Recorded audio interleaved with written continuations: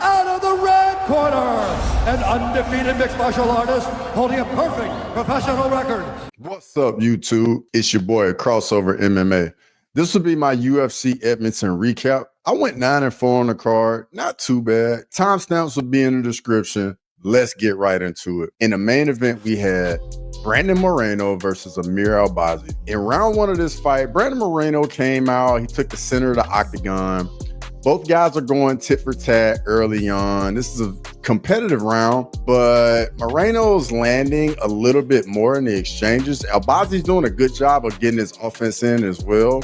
It's a pure kickboxing fight for the first 5 minutes. So I gave this round 10-9 Brandon Moreno. Round two, Moreno comes out a bit more aggressive and a bit more forward. He lands a nice little head kick that grazes Albazi. Moreno's been a bit crisper in the striking exchanges. Amir Albazi definitely landed his strikes as well. He's just not throwing out as much volume as Moreno. And Moreno's just being a bit more accurate of a striker this round and just outpointing Albazi. Moreno's timing in the boxing and his footwork in and out are just proving to be the difference in the round and in the fight so far. Moreno's looking very sharp, and it's another 10-9 round for Brandon Moreno. In round three, Albazi comes out, lands a good left hook that buckles Moreno early. Albazi's starting to show some damage on his face at this point in the fight. Moreno's doing a good job of mixing in the boxing and finishing his combinations with a left high kick, and it's just landing and just looking very good on the feet. Both guys land shots. Amir Albazi lands a really good right hand, and Moreno ends his own right hand right back. Moreno's just landing a little more. He's just outworking Albazi, and that's truly the difference, and it's another 10-9 round for Brandon Moreno. Round four, Albazi comes out being a bit more aggressive, coming forward. Moreno's really just in full control. Albazi's trying to get into the fight, but every opportunity and everything he puts forward, Moreno just sees it coming, and then he just answers it and just doesn't let Albazi starts to build some momentum in the fight. Moreno is really showing his big fight experience here. This round is looking like a nut like all the other rounds of the fight so far. Albazi will land one strike at a time, but Moreno's just doing a really good job of returning a strike whenever Albazi lands, and it's another 10-9 round for Brandon Moreno. Round five, Moreno comes out a little bit more forward and a bit more aggressive, landing strikes. Moreno even goes for a takedown. Albazi defends it really well using his overhook, and then on their way up, Moreno lands a nice left hook that wobbles Albazi pretty good. Gets a very good reaction. Moreno swarms him up against the cage, and then Albazi pretty much circles away. Moreno's putting the pressure on Albazi and landing more strikes. Moreno's really putting a statement on this fifth round. Albazi's face is just a bloody mess, and this is a really good showing for Brandon Moreno, and it's another 10-9 round for Brandon Moreno. And he wins by ultimate decision, 50-45. In my opinion right here, Moreno just really made a statement to the rest of the flyweights, just letting them know that he's still here and he's still a threat at the top of the division. And I'm very curious to see where he goes from here. In the co-main event, we had Erin Blanchfield versus Rose Namajunas. In round one, Erin Blanchfield comes out on the back foot. Rose takes the center of the octagon. Early on, you can see Rose has better command of the distance and her footwork. She's getting in and getting out and landing, and Blanchfield isn't really being able to counter her in time. And then on top of it, when Blanchfield tries to get more aggressive and land on Rose, Rose is doing a very good job of countering her very well. And then she gets out of range as soon as she lands. Rose is looking like she has a clear advantage on the feet, and for me, this is a 10-9 round for Rose Namajunas. Round two, Blanchfield comes out a bit more aggressive, coming forward, trying to find Rose. Rose is definitely getting the better of the exchanges so far. Blanchfield is starting to land some as she's coming forward. This is definitely looking like how Blanchfield needs to fight. Rose's feints, distance management, and footwork are just proving to be the difference so far. Rose is just landing the better strikes and with enough volume, so this is another 10-9 round for Rose Namajunas. Round three comes out. Rose is landing on the feet, but Blanchfield gets Rose up against the octagon, and then Erin gets Rose down, lands in half guard. Blanchfield lands a little bit of ground and pound. just controls Rose in this position, and Rose isn't really trying to get up. She's just trying to minimize the damage and the posture from Blanchfield so she can't land any strikes. This is a pretty easy round to score. Erin Blanchfield wins this round on the control and the ground and pound, 10-9. Round 4, Rose comes out, takes the center of the octagon. It's clear Erin Blanchfield has gained some confidence since round 3. Blanchfield is starting to land some as she blitzes on the feet. Things are definitely getting competitive on the feet for sure, as Blanchfield is finding more success in the striking. And for me, I gave this a 10-9 round for Erin Blanchfield. So I got it 2-2 going into round 5. Round 5, Erin Blanchfield comes out very aggressive. They exchange strikes. Blanchfield lands a takedown with about 4 minutes left in the round. Blanchfield gets control while landing some short strikes, not really doing much damage, but she's on top, she's in control, and she is, in fact, landing some strikes to speak of. Rose gets back to her feet with about 50 seconds left in the round, but Blanchfield holds on as Rose is getting up. And that's pretty much just really the end of the round. It's a clear 10-9 round for Erin Blanchfield. It's a close competitive fight, but I think Blanchfield winning the exchanges on the feet in round 4 was really the difference in the fight. She got the takedowns where she controlled Rose in rounds 3 and round 5. So really round 4 was the difference. Next fight, we have Caio Machado versus Brendson Ribeiro. Round 1, both guys come out going tit for tat. Both guys are landing some strikes. Machado's using more so his kicks, and Ribero's using his hands. Machado's circling on the back foot, just staying out of range. Ribeiro will blitz in and land some combinations up against the fence. It's a close round, but Ribeiro definitely landed the biggest strike of the round, and the striking was very close otherwise, so I gave it a 10-9 for Brendson Ribeiro. Round 2 comes out. It's another tit-for-tat round early. Ribeiro stalking Machado, staying on the back foot, circling around the octagon. Machado's landing some kicks and blitzing in when he wants, and then gets right back out of range. Ribeiro lands a big right hand. Machado's definitely landing more volume. I gave this round to Machado just based on the volume, but if you gave this round to Ribeiro, I definitely can understand, because I mean, he landed the biggest, most impactful strike of the round.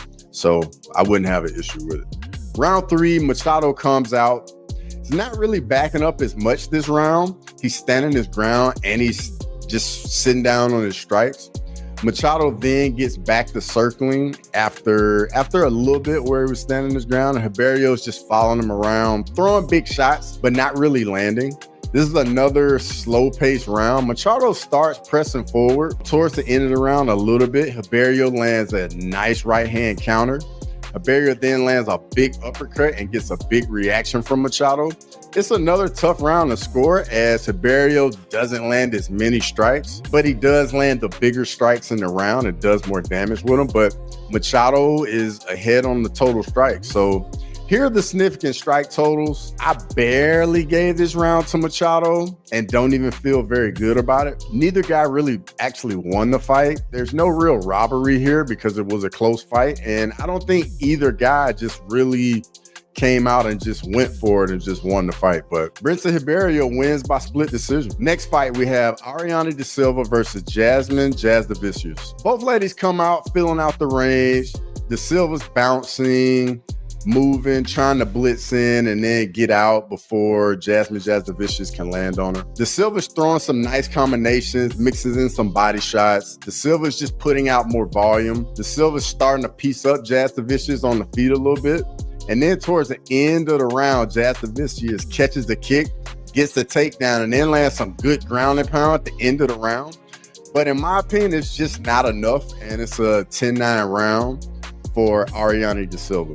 Round 2, Jasmine Jasudavicius gets the takedown with 4 minutes left in the round. Jasudavicius definitely is in control, and you can tell this is definitely where she needs to take the fight.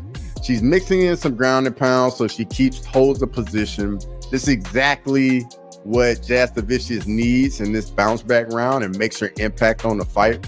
It's a dominant round and a possible 10-8 round for Jasudavicius. I scored it 10-9, but I wouldn't have an issue if you gave it a 10-8. Round 3, Jasudavicius lands a beautiful takedown at the 4-minute mark, gets inside control. Jasudavicius goes right in the half guard, then goes right into some ground and pound. The ground and pound pretty much like distracts the Silva a little bit and like makes her move. And Jasudavicius goes for a Darce choke. She locks it in and she gets the tap. So she wins by submission, round 3 via Darce choke. Next fight, we have Marc-Andre Barriault versus Dustin Stoltzfus. Round 1, Marc-Andre Barriault throws a kick, gets off balance, falls down. Stoltzfus jumps on him to get top control. Stoltzfus controls Barriault until there's about 45 seconds left in the round. Stoltzfus gets full mount. Barriault then bucks him off and gets back to his feet. And as they're in their feet, like they just start throwing and just exchanging. And then Dustin Stoltzfus lands a massive right hand, knocking Barriault out cold. It was a beautiful KO from Dustin Stoltzfus in round 1. Next fight, we have Mike Malott versus Trevin Giles. Round 1, Mike Malott is coming now, taking the center, and it's going a little tit for tat. Malott's landing more kicks and just outpointing Giles early, just getting ahead on the significant strikes. Giles is just way too low volume to score enough. Nobody really lands anything of consequence for this entire round.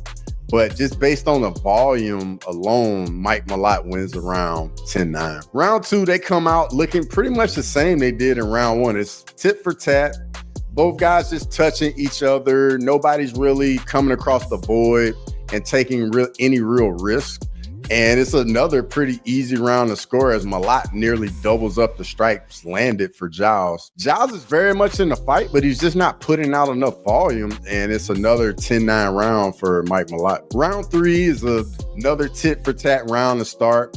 Both guys are really staying at range, not really crossing the void. Malott is putting out just a little bit more volume, mostly with his kicks and mixing in some punches here and there. Malott just out volumes Trevin Giles for another 10-9 round. Neither guy really did much or took any risk.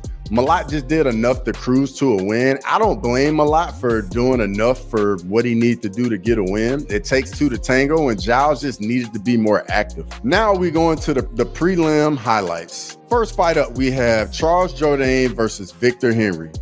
Round 1, both guys come out throwing kicks out of the opposite stances. It's a tit for tat round. Both guys are landing.